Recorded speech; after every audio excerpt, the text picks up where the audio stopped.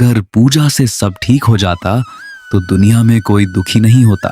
समस्या पूजा में नहीं है, समस्या समझ की कमी में है। और आज बुद्ध की ये कहानी आपकी आंखें खोल देगी। क्या केवल पूजा पाठ से पाप धुलते हैं? बुद्ध की ये बातें आपकी आंखें खोल देंगी। क्या आपको लगता है कि किसी नदी में डुबकी लगाने से आपके सारे पाप धुल जाते हैं? क्या आपको लगता है कि कुछ मंत्र पढ़ लेने से, कुछ पूजा कर लेने से या कुछ दान दे देने से जीवन की सारी गलतियां अपने आप खत्म हो जाती हैं? अगर ऐसा होता तो दुनिया में कोई दुखी नहीं होता, कोई परेशान नहीं होता और कोई गलतियां दोबारा नहीं करता। लेकिन सच्चाई ये है कि हम में से ज्यादातर लोग धर्म को समझते कम हैं और उसे निभाने का दिखावा ज्यादा करते हैं।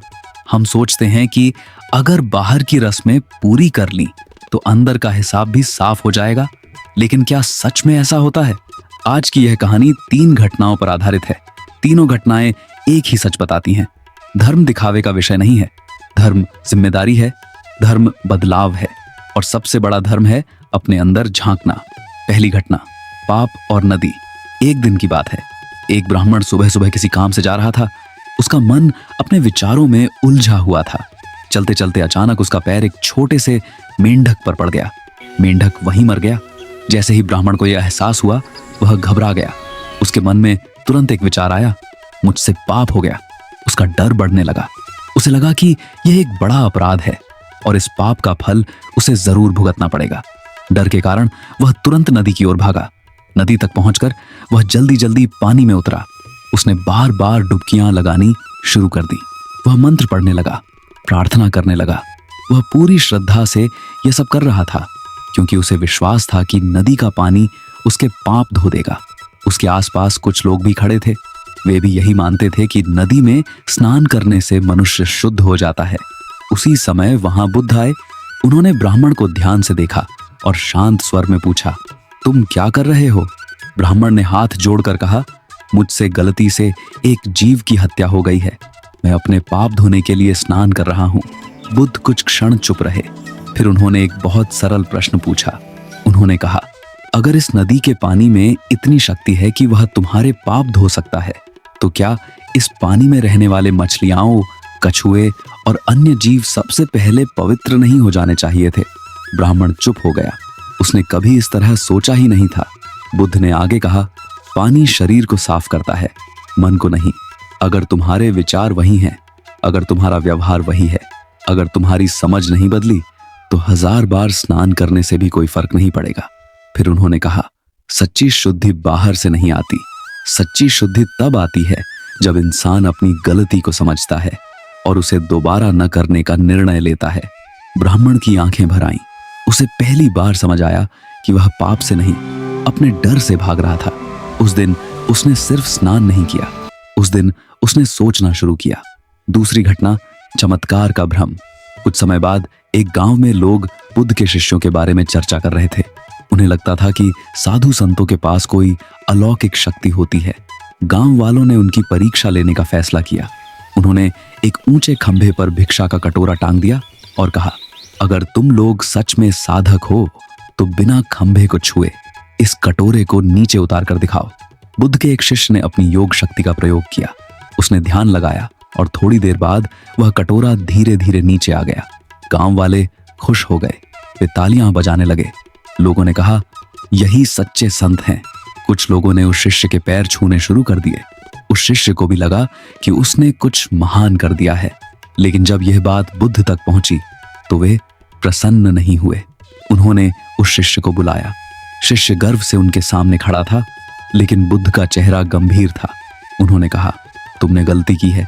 शिष्य चौंक गया। बुद्ध बोले, धर्म चमत्कार दिखाने के लिए नहीं है। चमत्कार लोगों को सत्य से दूर कर देता है।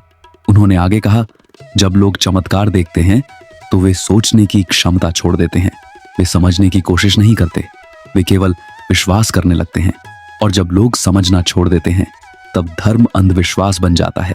फिर बुद्ध ने कहा, सच्चा धर्म वह है जो इंसान को जागरूक बनाए, जो उसे सोचने पर मजबूर करे, जो उसे अपने कर्मों के लिए जिम्मेदार बनाए।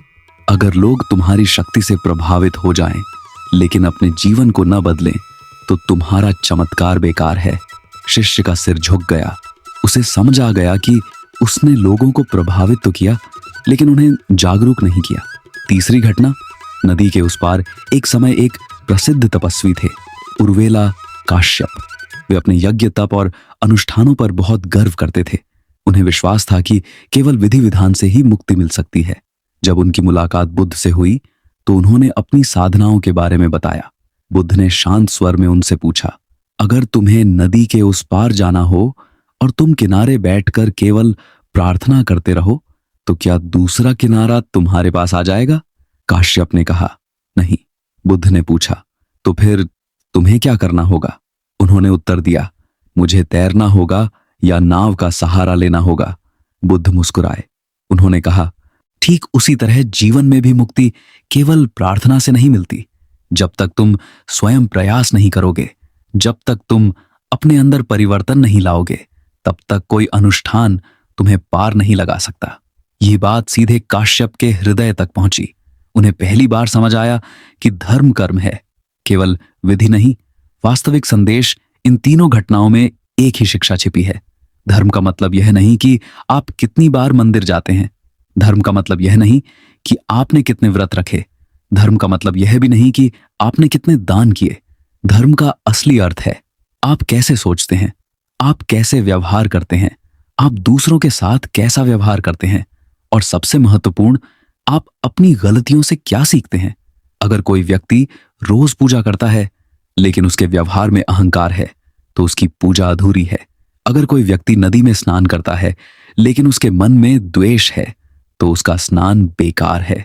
अगर कोई व्यक्ति मंत्र पढ़ता है लेकिन उसके कर्म गलत हैं, तो वह मंत्र केवल शब्द हैं।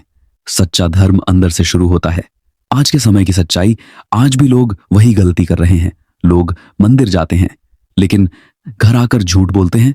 लोग पूजा करते हैं लेकिन दूसरों को चोट पहुंचाते हैं। लोग दान करते हैं लेकिन अहंकार रखते हैं और फिर सोचते हैं कि सब ठीक हो जाएगा। लेकिन जीवन इतना सरल नहीं है। कर्म का हिसाब पूजा से नहीं मिटता।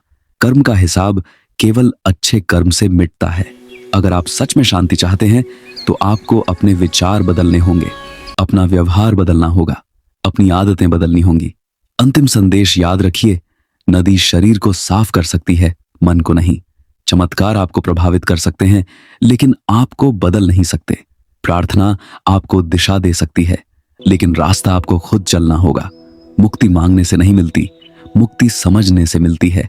मुक्ति कर्म से मिलती है। अगर आप सच में धर्म को अपनाना चाहते हैं तो बाहर की रस्मों से ज्यादा अंदर की सच्चाई पर काम कीजिए। अपने विचारों को शुद्ध कीजिए, अपने कर्मों को सही कीजिए, अपनी जिम्मेदारी खुद लीजिए। और यही बुद्ध की सबसे बड़ी शिक्षा है। धर्म बाहर नहीं है, धर्म आपके अंदर है। अगर अंदर बदलाव आ गया तो जीवन अपने आप बदल जाएगा।